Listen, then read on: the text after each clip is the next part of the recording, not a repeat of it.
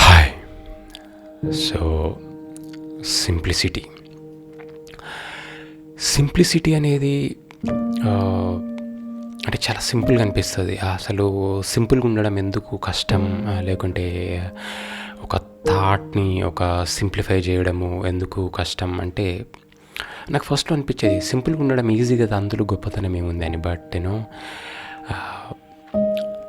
సింపుల్గా ఉండడము అది ఇట్స్ చాలా ప్రాసెస్ తర్వాత అవుతుంది అనమాట. ఎందుకంటే ఫర్ ఎగ్జాంపుల్ ఇప్పుడు చూడండి, మనకు ఒక క్రూడ్ ఆయిల్ అంటే మనకు చమురు అనేది వస్తుంది కదా.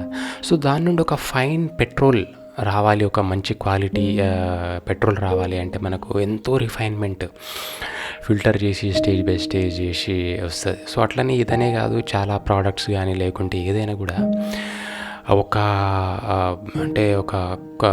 స్థాయి నుండి ఒక రఫ్, ఒక క్రూడ్ స్థాయి నుంచి దాని ఒక ఫైన్ ఒక స్థాయి తీసుకురావాలంటే చాలా రిఫైన్మెంట్ అవసరం, ఫిల్ట్రేషన్. అట్లనే మనిషి కూడా,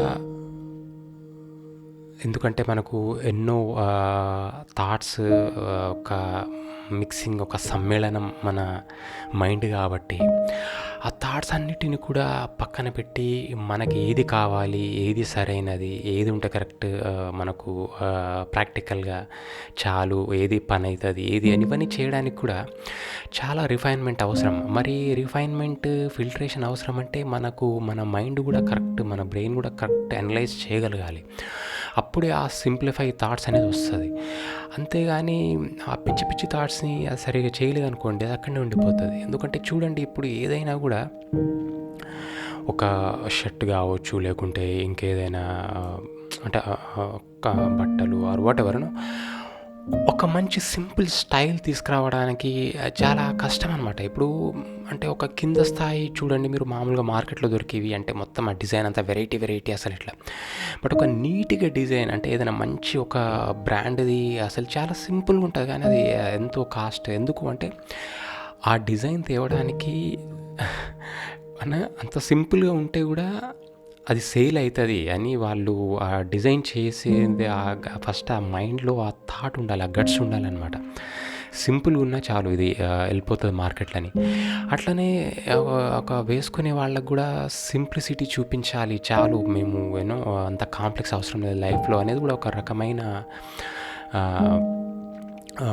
గ్రేట్ థాట్ అనమాట. సో అందుకని సింప్లిఫికేషన్ ఆర్ సింప్లిఫై అనేది ఇట్స్ నాట్ ఏ డైరెక్ట్ వచ్చేది కాదు. అది ఇట్స్ అన్నీ అనుభవించి అంటే like all types of thoughts అన్నీ వచ్చి రిఫైన్మెంట్ అయిపోయిన తర్వాత మనకి ఇవన్నీ అవసరం లేదు, this is the thing what we need అని అనుకోవడంతోనే ఈ సింప్లిఫై అనేది వస్తుంది. సో సింప్లిసిటీ అనేది కూడా అది అన్ని విషయాల్లో వర్తిస్తుంది.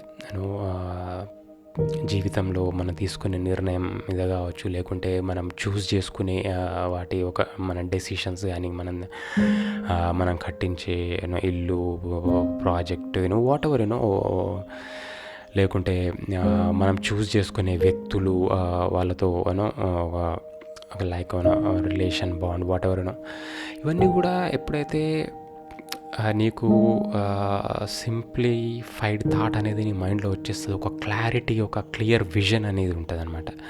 And unless and then you are blown away with అట్లా కొట్టుకుని పోతాం అనమాట రకరకాల థాట్స్ తోటి, ఏది నీకు అనేది